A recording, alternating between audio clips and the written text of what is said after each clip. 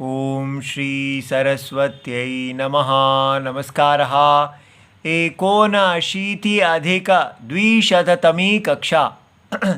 आज का विषय है वृद्धिरेचि 6188।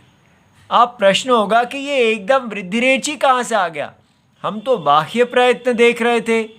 तो उसकी कहानी ये है कि हमने कुछ कक्षाओं पहले आद गुणः सूत्र किया था। तब वहाँ ये प्रश्न निकला था कि वहाँ अवर्ण के बाद अचि आने पर गुण होता है। तो अवर्ण का अर्थ अ और उसके सवर्ण कैसे हुआ था। तब हमने अणुदित सवर्णस्य च अप्रत्यय किया था कि अण अगर प्रत्याहार का कोई वर्ण हो तो वो अपना और अपने सवर्ण का ग्राहक होता है। फिर हमने सवर्ण का अर्थ देखने के लिए हमने देखा कि तुल्यास्य प्रयत्नम सवर्णम, अर्थात प्रयत्न और सवर्ण जिनके तुल्य हों।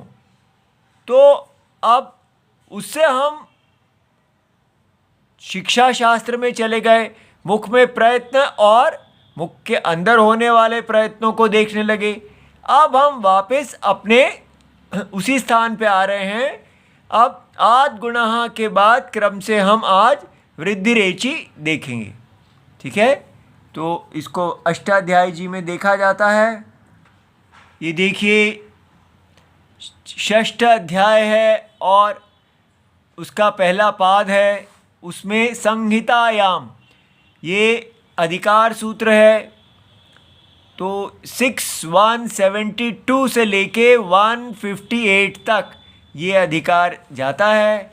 इसके बाद 6184 ये एक अधिकार है, एकः पूर्वपरयोः 111 तक जाता है।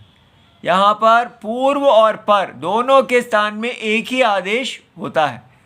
फिर आद गुणः 6187 है और 6188 है वृद्धिरेचि।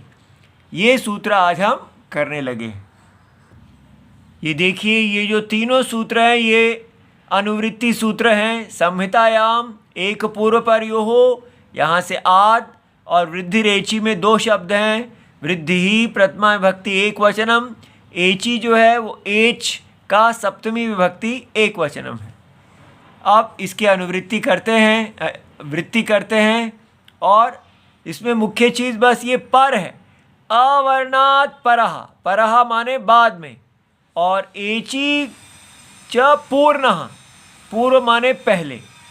तो अवर्णात् ये सारे शब्द जो हैं हमने आद का अवर्णात् बन गया, अवर्णात् परः, अवर्ण से बाद में यह अच, जो यह एच, जो एच प्रत्याहार के वर्ण हैं।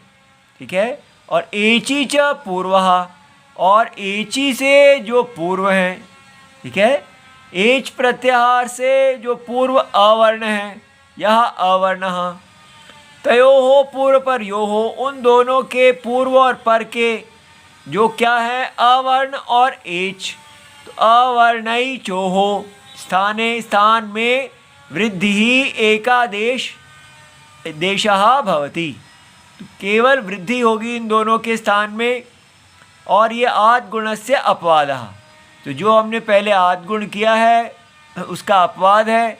उसने कहा था कि अवर्ण के बाद अचि आने पर गुण होगा, किंतु ये उसको कहता है कि नहीं, जो जब एच आ जाएगा अवर्ण के बाद तो वृद्धि होगी। ठीक है, अब हम इसके उदाहरण देख लेते हैं। देखिए, एक तो अवर्ण के बाद, अवर्ण का मतलब पहले हम चार अ लेंगे और फिर आ लेंगे, क्योंकि अब हमें समझ में आ गया है कि अवर्ण का अर्थ अ और उसके सवर्ण भी होते हैं। तो तव एकः, तो इसमें से अ और ए पूर्व और पर हुआ, इनके स्थान में ये वृद्धि। तीन वर्ण हैं जिनका संज्ञा वृद्धि है। वृद्धिरादैच 111 सूत्र से, तो वृद्धिरेचि और वृद्धिरादैच में भेद देखना चाहिए। तो वृद्धि ही क्या है, आद और ऐच। आद माने आ और ऐच माने आई और औ। तो अब हम यहाँ तव, इसका अ निकल गया, ये अ है, ए का में से एक ले लिया, अ और ए के स्थान में ऐ का आदेश किया, क्योंकि ऐ जो है ये अ और ए, ये अ ई का बना हुआ है, इसी प्रकार ये भी अ ई का बना है, तो ये सबसे ज़्यादा सदृश है, इसलिए इसको स्वीकार किया गया, तो तवई कहा हो गया। मम ओदनः, अ और ओ और फिर वृद्धि आया, इन तीनों में से औ को लिया गया, क्योंकि इसमें अ और उ इसके मूल वर्ण हैं, और इसलिए यहाँ मम अ ओ दोनों के स्थान में औ हुआ और जुड़ के बन गया ममौदनः। इस प्रकार करेंगे तो कभी दोष नहीं आएगा। परम ऐश्वर्यम, अ के बाद ऐ, और अब इनके स्थान में वृद्धि हमने ऐ लगाया, क्योंकि अ ई से बने हुआ है ये, तो परम, अ ऐ के स्थान में ऐ आया तो परम ऐश्वर्यम। इसी प्रकार तव औपगवः, अ औ, और ये इसमें औ को लिया वृद्धि, तो तव अ औपगवः औ, तवौपगवः। अब यहाँ पर अवर्ण जो है वहाँ हमने आ ले लिया, तो माला एका, आ और ए। अब इन दोनों के स्थान में ऐ को चुना, क्योंकि ये अ और ई से बना हुआ है। माल, आ ए के स्थान में ऐ हुआ, मालैका। माला ओदनः, आ और ओ, और यहाँ वृद्धि में औ को चुना गया, अ और ऊ से बना हुआ है, तो माल आ ओ दनः, औ आया तो मालौ दनः। विद्या ऐश्वर्यम, आ ऐ, ऐ को चुना गया वृद्धि के रूप में, क्योंकि ये अ ई से बना है, तो वि द य आ ए, ऐ आया तो विद्यैश्वर्यम।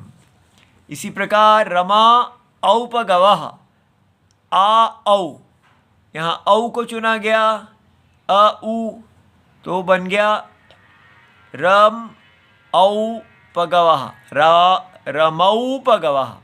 ठीक है, इस प्रकार एक एक को आप करेंगे तो ये कभी आपको परेशान नहीं करेगा। इति सर्वम शिवम प्रणाम।